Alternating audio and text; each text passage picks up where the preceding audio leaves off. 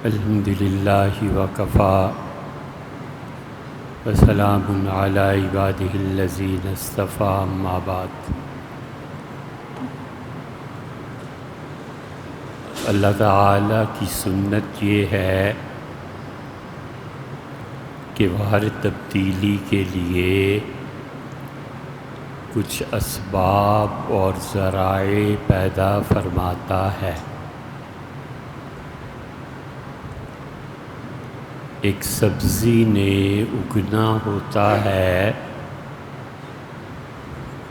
تو اللہ اس موسم کو لاتا ہے،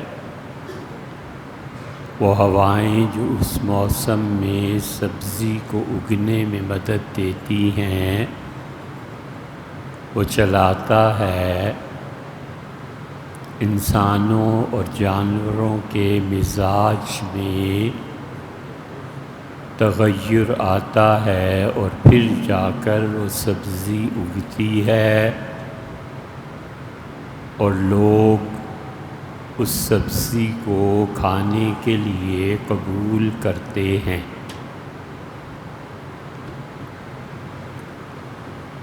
اللہ نے انسانوں کی پیدائش کے لیے بھی اسباب اور وسائل کو رکھا ہے، اور ان اسباب اور وسائل کے مہیا ہو جانے کے بعد پھر ایک بچہ اپنے جنم کے لیے تیار ہوتا ہے۔ الغرض اللہ کی سنت یہ ہے کہ وہ ایک فرد، ایک سبزی، ایک بلی اور چوہا، اس سے لے کے کائنات کی بڑی سے بڑی تبدیلی، اس کے لیے پہلے وہ کچھ عناصر کو پیدا فرماتا ہے، اور اس نے اصول مقرر کر دیا ہے کہ جب تک یہ چیزیں نہیں ہوں گی اس وقت تک نتائج مرتب نہیں ہوں گے۔ حتیٰ کہ کھجور کے درخت کو آپ دیکھیں، اور جو لوگ نباتات کو پڑھتے ہیں، باٹنی اور زالوجی کے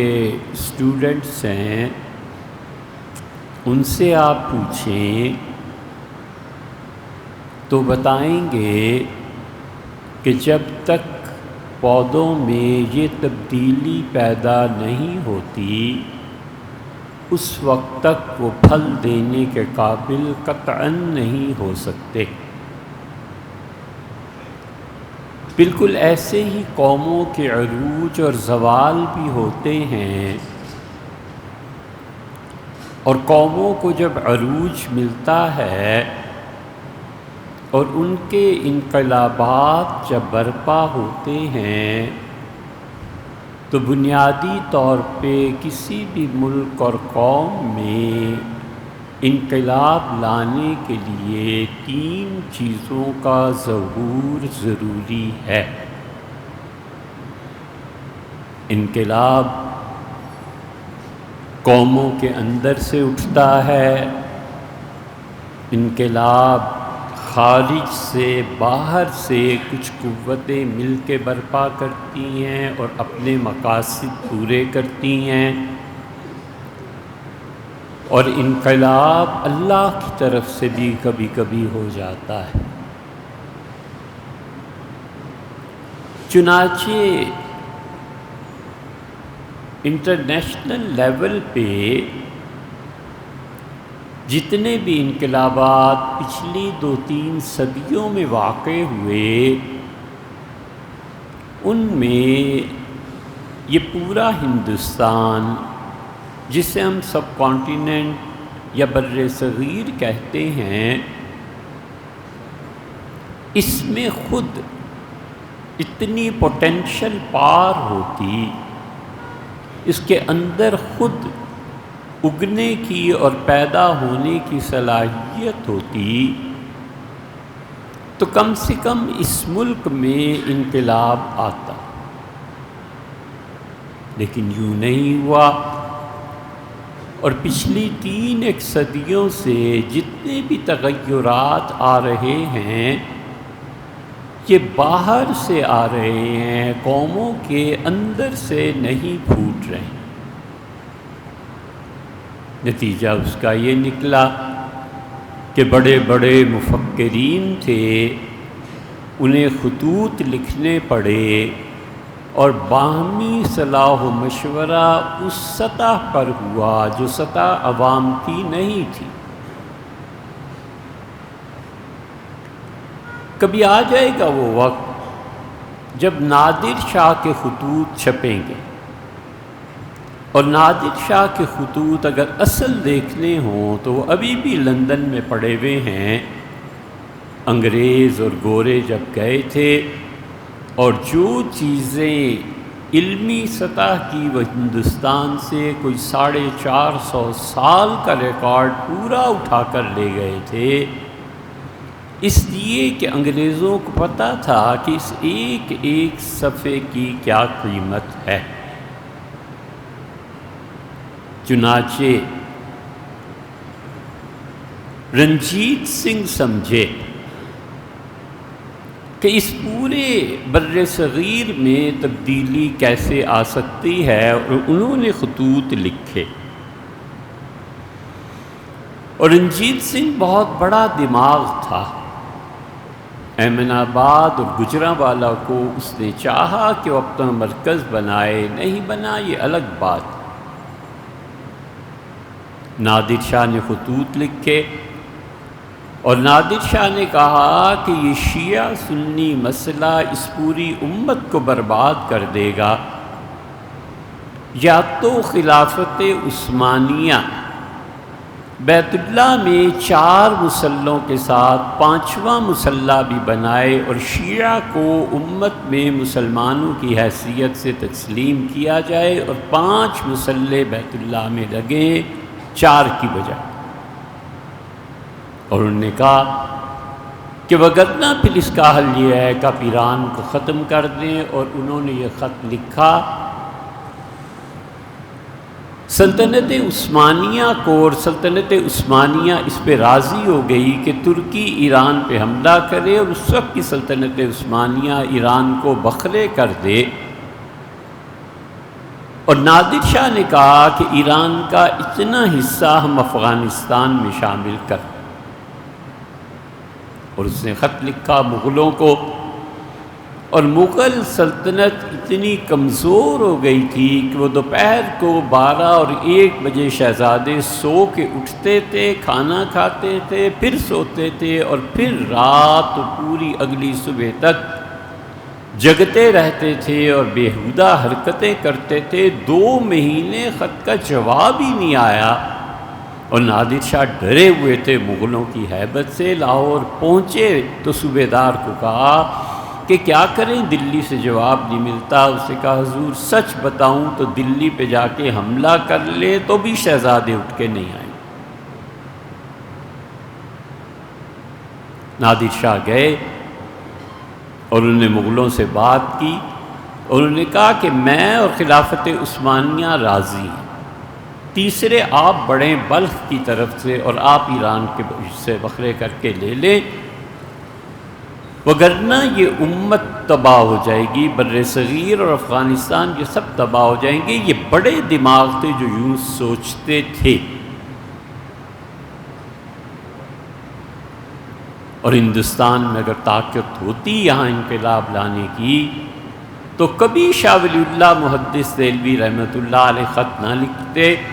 وہ جب اچھی طرح 6-7 مرتبہ دلی کا برباد ہونا اور ان کا اپنے گاؤں میں چلے جانا اٹھ کے اور وہاں کتابیں لکھنا، اور پھر دلی کا امن بحال ہونے پہ واپس تشریف لے آنا، یہ سب کچھ حضرت نے اپنی آنکھوں سے دیکھا، اور جس نے برداشت کیا تو انہوں نے احمد شاہ ابدالی کو خط لکھا اور کہا کہ ادھر رخ کریں، اور اگر آپ نے بر وقت حملہ نہ کیا تو مسلمان ہمیشہ کے لیے ہندوؤں کے غلام ہو جائیں گے اور یہاں پر مرہٹے غالب آ جائیں گے اور بظاہر اسلام کا دین کا نام تک مٹ جائے گا۔ میں رسول اللہ صلی اللہ علیہ وسلم کی روح مبارکہ کو آپ کی بارگاہ میں سفارش کے لیے پیش کرتا ہوں، آپ آئیں اور احمد شاہ بچائیں ہندوستان کے اسلام۔ مولانا ابوالکلام آزاد نے شاہ ولی اللہ رحمۃ اللہ علیہ کے سیاسی خطوط جمع کروائے تھے، اور یہ ان کا بڑا کام تھا تاکہ سیاست کو وہ سمجھیں کہ بر صغیر کی سیاست ہے کیا۔ اور وہ آئے اور حملہ ہوا، اور پھر ہوا جو کچھ کے بھی ہوا، لیکن 6، 7، 10 لاکھ آدمیوں کے مرنے کے بعد استحکام ملا کہ اب وہ ہندوؤں کا غلبہ یہاں نہیں ہوگا جس کا ڈر تھا۔ اور پھر اس کے پیچھے اب یہ ساری مثالیں آپ دیکھیں تو یہ انقلاب باہر سے آیا ہے، اندر سے نہیں۔ نادر شاہ بھی دونوں سلطنتوں کو باہر سے بلا رہے ہیں کہ کچھ کرو، شاہ ولی اللہ رحمۃ اللہ علیہ بھی کہہ رہے ہیں۔ اور تیسرا بڑا آدمی جو اس حقیقت تک پہنچ گیا تھا وہ ٹیپو سلطان تھے، اور ٹیپو سلطان نے نیپولین کو خط لکھا فرانس اور اسے کہا کہ مصر آ گئے ہو اور کسی طرح آؤ اور ہندوستان پہ قبضہ کر لو۔ اور فرینچ ریولیوشن کے بعد فرانسیسیوں کو انہوں نے دعوت دی اور انہوں نے کہا ہندوستان برباد ہو جائے گا۔ یہ ٹیپو سلطان اتنا بڑا دماغ تھا، اور باقاعدہ خط و کتابت ہوئی۔ ہمارے بچے پڑھتے نہیں، انہیں پتہ نہیں کہ نیپولین نے کیا جواب لکھا اور نیپولین کی حالت کیا تھی، اور یہاں پہ ٹیپو سلطان نے کتنا بڑا کام کیا۔ لیکن نتیجہ اس کا یہ نکلتا کہ ہم انگریزوں کی بجائے فرانسیسیوں کے غلام ہو جاتے، اور فرانس کا جو کلچر تھا وہ اپنی، جنہیں ہم کہتے ہیں بیہودگی، انگلینڈ سے زیادہ بیہودگی تھی، اور آج جس حالت میں ہم پہنچے ہیں اس سے زیادہ بدتر حالت میں ہوتے۔ اس لیے بھی بہت سے اسباب ہیں، ان پہ کیا بحث کی جائے کہ گورے پھر بھی احترام کرتے تھے کہ تم کسی مذہب کے متعلق ہو، عیسائی ہو، یہودی ہو، مسلمان ہو، سکھ ہو، ہندو ہو، کچھ ہو، تمہارا کوئی مذہب ہے اور ہم تمہارے مذہب میں دخل نہیں دیں گے بشرطے کہ تم ملکی سیاست میں دخل نہ دو۔ جتنے بڑے لوگوں کو جیل میں گورنمنٹ نے ڈالا، انگریز حکومت نے، وہ اس وقت جب انہوں نے ان کی سیاست کو چھیڑا، اور انہوں نے سیاست کو نہیں چھیڑا، انہوں نے کہا اپنے دین کا کام کرتے ہو، ہمیں کیا ضرورت ہے تم سے کوئی لڑائی مول لینے کی۔ چنانچہ حضرت تھانوی نور اللہ مرکزہ تھانہ بھون میں، مولانا رضا خان صاحب بریلی میں، اور بہت سے نام ہیں، مشائخ اپنی خانقاہوں میں وہ مصروف رہے لوگوں کی اصلاح، اللہ اللہ، یہ فتویٰ دینا، یہ جن کاموں میں بھی کسی نے آ کر پوچھا تک نہیں، بات تک نہیں کی، اس لیے کہ وہ خود اہل کتاب سمجھتے تھے کہ یہ بھی اہل کتاب ہیں اور انہیں چھوٹ ملنی چاہیے۔ اور مولانا ابوالکلام آزاد کی جیل، اور فلاں اور فلاں اور فلاں، اور محمد علی جوہر اور شوکت علی اور علی برادران، یہ سارے اس وقت جیلوں میں گئے جب انہوں نے آزادی کی تحریک اٹھائی اور سیاست میں دخل دیا۔ تو نیپولین کو ٹیپو سلطان نے خط لکھتے، ان کا آؤ اور ہمیں بچاؤ۔ اور تیسری جنگ عظیم جو ہوئی میسور میں، فرانسیسی اور انگریز لڑے، اور اگر فرانسیسی غالب آ جاتے تو آج ہندوستان میں وہ سب کچھ ہو رہا ہوتا جو اب فرانس میں ہو رہا ہے۔ انگریزوں نے رعایت کی، انہوں نے کہا تم اہل کتاب ہو، تو یہ وہ چیزیں تھیں، جبر کی قوتیں تھیں جو انٹرنیشنل لیول سے آئیں۔ اسی لیے ٹیپو سلطان، آپ کیا سمجھتے ہیں، معمولی آدمی تھا؟ ٹیپو سلطان کا معاصر جو امریکن پریزیڈنٹ تھا اس کے اور ٹیپو سلطان کے تعلقات تھے۔ امریکہ کا اتنا اثر اس وقت تھا اس لیے کہ امریکہ انگلینڈ کے خلاف تھا اور وہ چاہتا تھا کہ تمام ان قوتوں کے ساتھ روابط بحال رکھے جو حکومت برطانیہ کو مٹا دینا چاہتا۔ ٹیپو سلطان خود حکومت برطانیہ کو ختم کرنا چاہتے، امریکنز ختم کرنا چاہتے تھے۔ نتیجہ یہ کہ ٹیپو سلطان کی باتیں جب امریکہ میں پہنچیں اور امریکہ کے لوگ پڑھے لکھے تھے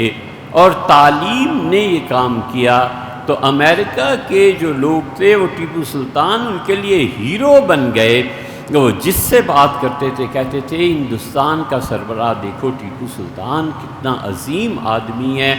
اور وہ گوروں سے ٹکر لے رہا ہے برطانیہ کے، ہمیں بھی اس کی مدد کرنی چاہیے۔ یہاں تک کہ امریکہ کا صدر وہ خود ٹیپو سلطان کا مداح تھا، وہ جانتا تھا کہ ایسا ایک دماغ ہے جو دماغ پورے ہندوستان میں انقلاب برپا کر سکتا ہے۔ یہ ہم نے آپ کو 3 مثالیں دی، نادر شاہ کی